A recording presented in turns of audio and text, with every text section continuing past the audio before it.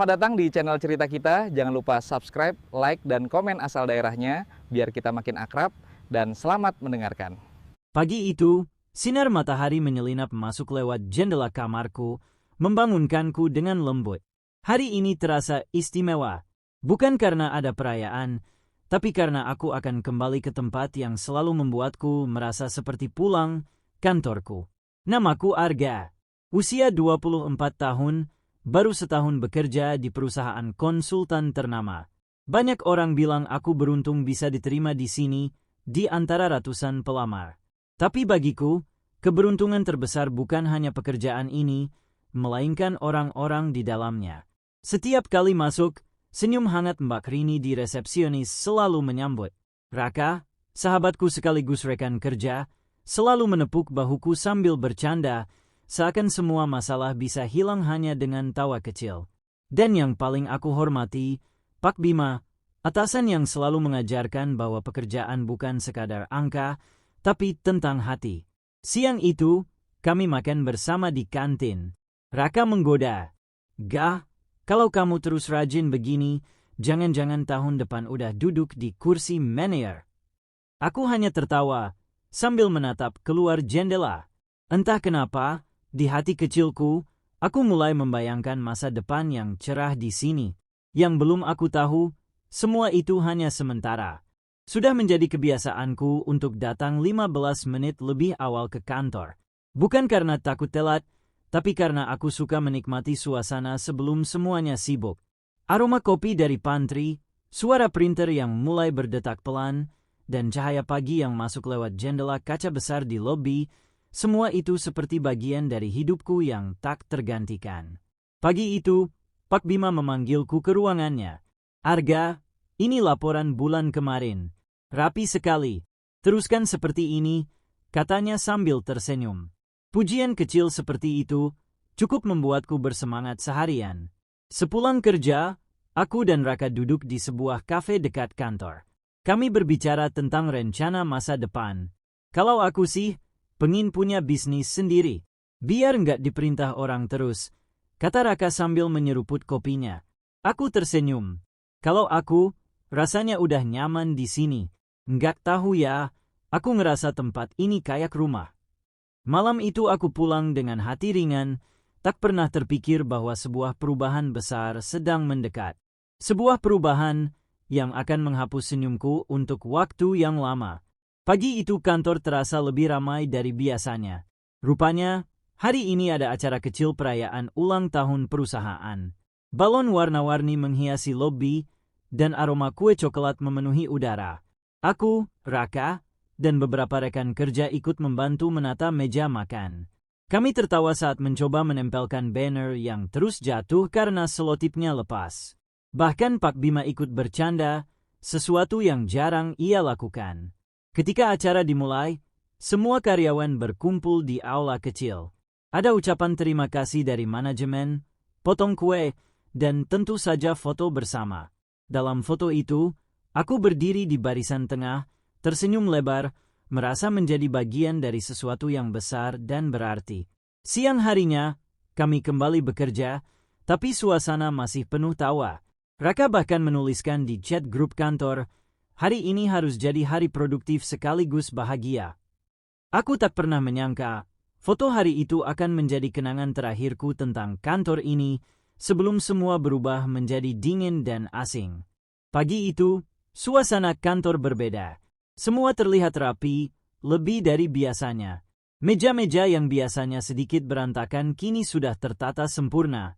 Bahkan, beberapa rekan kerja tampak sibuk memeriksa berkas sambil melirik ke arah pintu masuk. Rupanya, hari ini manajemen pusat mengirimkan pimpinan baru untuk divisi kami. Namanya Davin. Aku mendengar bisik-bisik karyawan lain, katanya ia dikenal tegas, bahkan dingin. Ketika ia masuk, langkahnya mantap, tatapannya lurus, dan senyumnya tipis seperti formalitas. Pak Bima menyambutnya dengan ramah, lalu memperkenalkan satu persatu anggota tim. Saat giliranku, aku mengulurkan tangan, "Arga, bagian administrasi dan laporan." Davin menatapku sekilas, menjabat tanganku, lalu berkata singkat, Semoga kamu bisa bekerja lebih cepat dari laporan bulan lalu. Ucapannya membuatku sedikit kaget. Bukan karena nadanya keras, tapi karena bulan lalu justru laporanku mendapat pujian dari Pak Bima. Aku hanya mengangguk, mencoba tetap sopan. Siang itu, suasana kantor berubah. Tawa-tawa kecil yang biasanya terdengar kini berganti dengan suara ketikan keyboard yang cepat dan langkah kaki yang tergesa. Angin dingin itu sudah datang, dan aku belum tahu bahwa hembusannya akan menghancurkan segalanya. Beberapa hari setelah kedatangan Davin, cara kerja kami berubah drastis. Semua laporan harus diserahkan lebih cepat, revisi bisa datang berkali-kali, dan setiap kesalahan sekecil apapun langsung dibahas di depan tim. Awalnya aku mencoba menyesuaikan diri, tapi entah kenapa, pekerjaanku selalu saja mendapat catatan dari Davin, meskipun menurutku sudah sesuai prosedur. Format ini kurang rapi. Ulang dari awal, ucapnya singkat sambil menggeser berkas ke arahku. Yang membuatku heran, revisi yang ia minta seringkali tidak berbeda jauh dari pekerjaanku sebelumnya. Namun, setiap kali aku menyerahkan hasilnya, ekspresinya tetap sama, dingin, seolah apa yang kulakukan selalu kurang. Raka mencoba menghiburku saat makan siang. Gah, sabar aja. Mungkin dia cuma mau nunjukin kalau dia tegas. Aku mengangguk, tapi di dalam hati, ada rasa tak nyaman yang mulai tumbuh. Suatu sore, aku kembali ke meja setelah mengantar berkas ke divisi lain. Di layar komputerku, email baru terbuka, tulisan dari Davin, berisi daftar panjang, kesalahan, yang katanya kulakukan minggu ini. Yang membuatku tercengang, ada beberapa hal yang bukan pekerjaanku, tapi entah kenapa, namaku yang tertulis di situ. Hari itu aku mulai merasakan, ada sesuatu yang sengaja diarahkan kepadaku. Pagi itu, aku dipanggil ke ruang rapat. Suasana di dalam terasa tegang. Pak Bima duduk di ujung meja, sementara Davin berdiri dengan tumpukan berkas di tangannya. Arga, suara Davin terdengar datar, ada laporan keuangan yang tidak sesuai data. Angka-angka ini berbeda dari laporan resmi perusahaan. Aku menatap berkas itu, mencoba memahami. Pak, ini bukan laporan yang saya buat. Formatnya saja sudah berbeda. Davin menyilangkan tangan. Nama kamu tertera di bagian akhir. Jadi, tanggung jawab tetap di kamu. Pak Bima terlihat ragu. Davin, Arga selalu teliti. Mungkin kita perlu cek ulang. Tapi Davin memotong, perusahaan ini tidak bisa menoleransi kelalaian. Saya hanya menjalankan aturan. Aku merasa darahku berdesir, bukan karena marah, tapi karena sadar, seseorang sengaja menaruh namaku di laporan itu. Entah siapa, tapi tujuannya jelas, menjatuhkanku. Siang itu, aku duduk di meja kerja dengan tatapan kosong. Raka menghampiri. Gah, kamu yakin gak pernah bikin itu? Aku menatapnya. Rak, aku gak tahu siapa yang mulai, tapi aku tahu, ini baru permulaan. Dan aku benar. Setelah hari itu, semua langkahku diawasi. Seminggu setelah kejadian itu, surat keputusan resmi keluar, aku diberhentikan. Alasannya tertulis, kelalaian kerja yang merugikan perusahaan. Aku memandang kertas itu lama, berharap ada kesalahan ketik, tapi tidak. Hari terakhirku di kantor terasa dingin. Beberapa rekan kerja menunduk saat aku melewati mereka, seolah takut menatap mataku. Bahkan Raka pun hanya bisa berkata lirih. Maaf, Gah, aku nggak bisa berbuat banyak. Aku mengemasi barang-barang di mejaku, muk kesayangan, foto keluarga, dan buku catatan yang penuh coretan ide. Setiap langkah menuju pintu keluar terasa berat. Ini bukan sekadar kehilangan pekerjaan, aku kehilangan tempat yang kupanggil rumah. Malam itu aku duduk di kamar, menatap langit-langit. Sakit hati itu nyata, tapi di tengah rasa hancur, ada suara kecil di dalam kepalaku yang berkata, kalau mereka bisa menjatuhkanmu seperti ini, buktikan kalau kamu bisa berdiri lebih tinggi dari mereka. Untuk pertama kalinya, aku menulis di buku catatan itu, membangun usahaku sendiri. Aku tidak tahu bagaimana caranya, tapi satu hal pasti, aku tidak akan membiarkan cerita ini berakhir di sini. Pagi itu aku memulai hari tanpa jas kerja, tanpa kartu identitas kantor, hanya dengan semangat yang kupaksakan untuk tetap hidup. Dengan sedikit tabungan yang tersisa, aku membeli laptop bekas dan duduk di kafe kecil dekat rumah.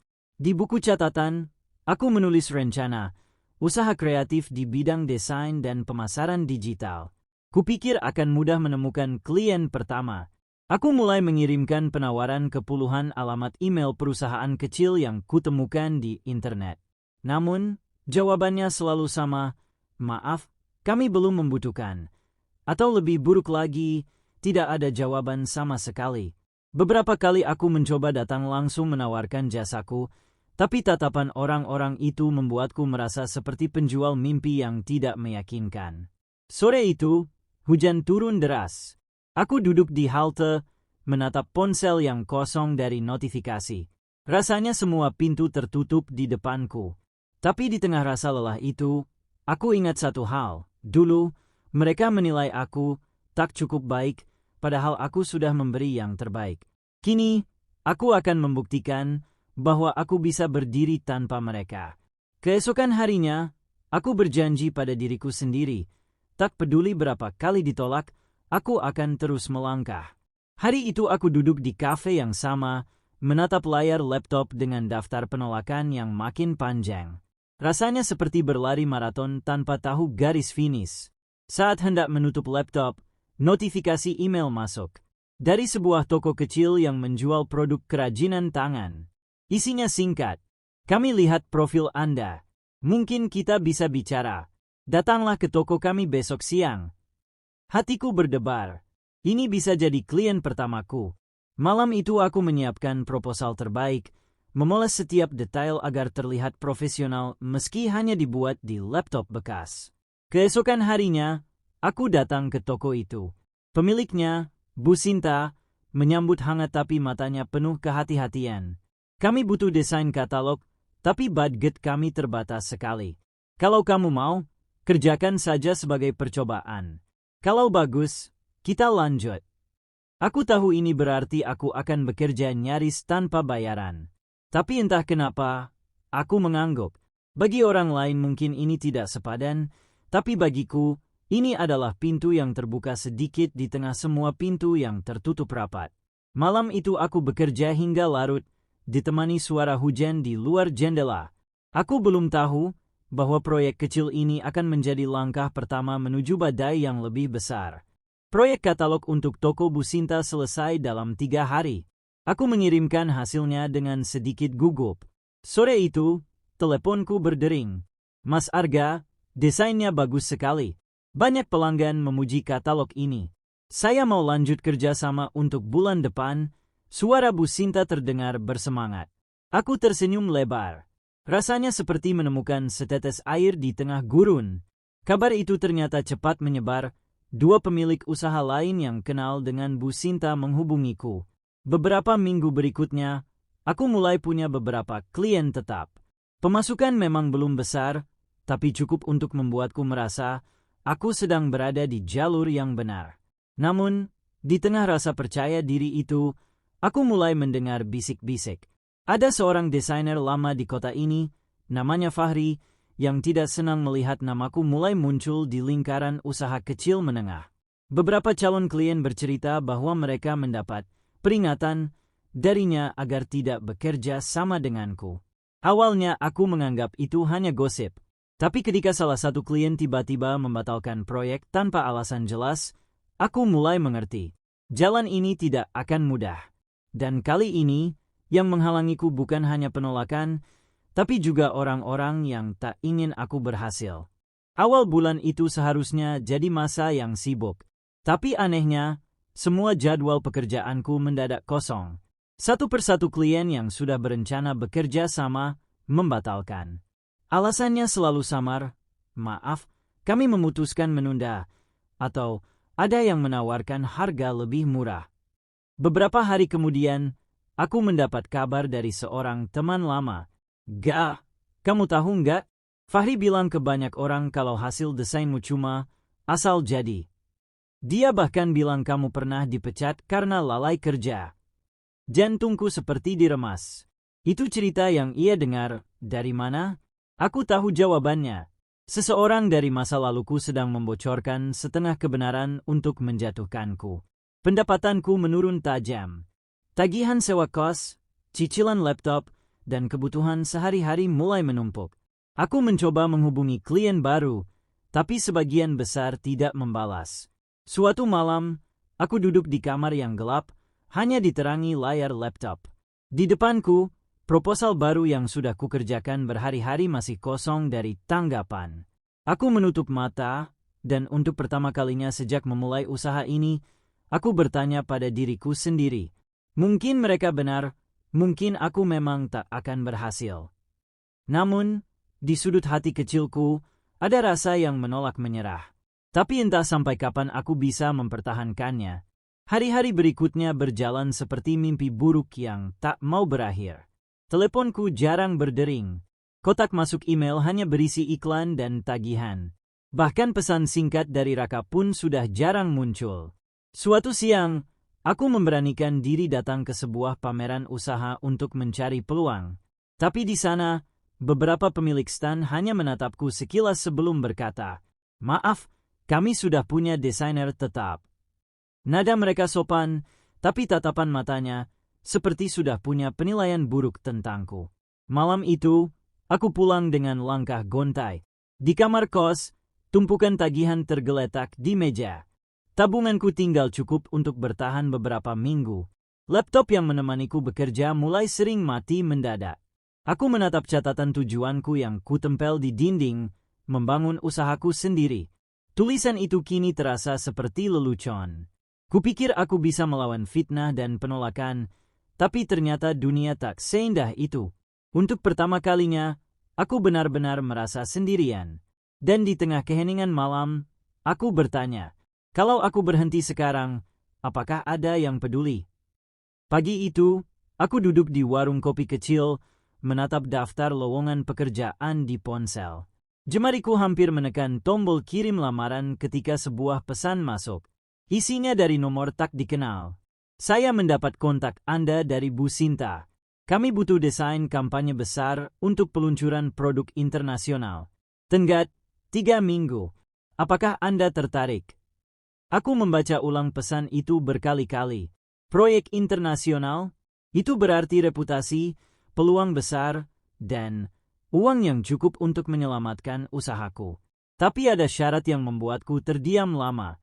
Harus mengerjakan hampir seluruh konsep dan eksekusi sendiri. Harus selesai dalam waktu sangat singkat. Kualitas harus sempurna, tanpa celah untuk revisi berulang. Aku menatap layar ponsel dengan napas berat. Jika gagal, bukan hanya proyek ini yang hilang, tapi reputasiku akan hancur sepenuhnya. Tapi jika berhasil, ini bisa menjadi awal segalanya. Di antara rasa takut dan harapan, aku mengetik balasan singkat. "Saya terima." Saat mengirim pesan itu, aku tahu aku baru saja membuka pintu yang hanya akan terbuka sekali dalam hidupku. Hari pertama pengerjaan proyek, aku langsung tenggelam dalam tumpukan ide dan sketsa. Semua harus sempurna, tidak ada ruang untuk kesalahan. Siang menjadi malam, malam menjadi pagi, kopi menjadi sahabat, dan suara kipas laptop yang terus berputar menjadi latar musik harian. Setiap kali mata mulai terasa berat, aku memaksakan diri untuk tetap menatap layar. Di minggu kedua, tubuhku mulai memberontak. Mata perih, kepala berat, dan jemari kaku karena terus mengetik dan menggambar. Laptopku sempat mati mendadak 2 kali. Jika itu terjadi saat mendekati tenggat, aku tak mau membayangkannya. Lalu datang email dari klien, "Kami ingin konsep yang lebih berani. Bisa kirim versi revisi dalam 24 jam." Itu berarti aku harus mengulang sebagian besar desain yang sudah hampir selesai. Aku duduk di kursi, menatap layar kosong. Pilihannya jelas, mengorbankan waktu istirahat sepenuhnya demi mengejar revisi, atau menyerah dan mengakui kekalahan. Malam itu, aku memutuskan, jika harus memilih, aku akan mempertaruhkan segalanya, termasuk tubuhku sendiri. Aku mematikan semua notifikasi, menyalakan musik pelan, dan mulai bekerja tanpa henti, seakan ini adalah kesempatan terakhirku untuk membuktikan bahwa aku layak berdiri lagi. Hari-hari terakhir pengerjaan proyek berubah menjadi maraton tanpa garis finish. Mataku nyaris tak pernah lepas dari layar laptop. Setiap detail desain kuperiksa berulang kali, setiap warna, setiap garis, setiap kata harus sempurna. Tubuhku mulai kehilangan rasa akan waktu. Pagi, siang, malam, semuanya bercampur jadi satu. Sesekali aku tertidur di kursi, lalu terbangun karena mimpi buruk tentang tenggat yang terlewat. Di tengah kelelahan itu, ada pesan yang masuk dari Bu Sinta. Arga, aku dengar kamu sedang pegang proyek besar. Kamu pasti bisa. Jangan ingat apa kata orang, ingat apa yang kamu mau buktikan. Pesan itu seperti seteguk air di tengah padang pasir. Aku menutup mata sejenak, lalu kembali menatap layar. Tidak ada lagi ruang untuk ragu. Aku tahu, setiap jam yang berlalu adalah pertaruhan, dan aku memilih untuk terus bertarung. Hari demi hari, desain itu perlahan mendekati bentuk akhirnya. Aku tak tahu apakah hasilnya cukup sempurna bagi mereka, tapi aku tahu, ini adalah karya terbaik yang pernah kubuat. Malam itu, tepat pukul 11.47, aku mengirimkan file akhir ke email klien. Jari-jariku gemetar saat menekan tombol send. Seolah seluruh tenaga yang kupunya tersedot keluar bersama lampu indikator upload complete di layar. Laptop kututup perlahan. Untuk pertama kalinya dalam 3 minggu, aku mencoba merebahkan badan di kasur.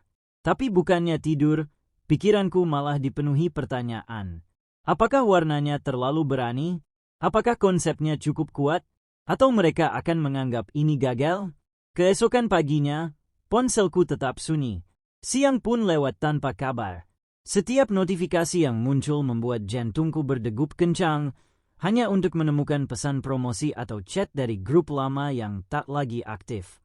Malam mulai turun ketika akhirnya ponselku bergetar. Satu email masuk dari klien. Tanganku berkeringat saat membukanya. Kalimat pertama membuatku menahan napas. Kami sudah meninjau karya Anda. Aku belum membaca sisanya. Mataku tetap terpaku pada titik-titik setelah kalimat itu, seperti jurang antara harapan dan kekecewaan. Dalam hitungan detik, aku akan tahu apakah semua kerja keras ini layak atau sia-sia. Kami sudah meninjau karya Anda. Aku menelan ludah, lalu memaksa mataku membaca kalimat berikutnya. Hasilnya melebihi ekspektasi kami. Konsepnya segar, berani, dan sangat tepat untuk target pasar kami. Kami ingin melanjutkan kerjasama untuk kampanye penuh dengan Anda sebagai pemimpin tim kreatif.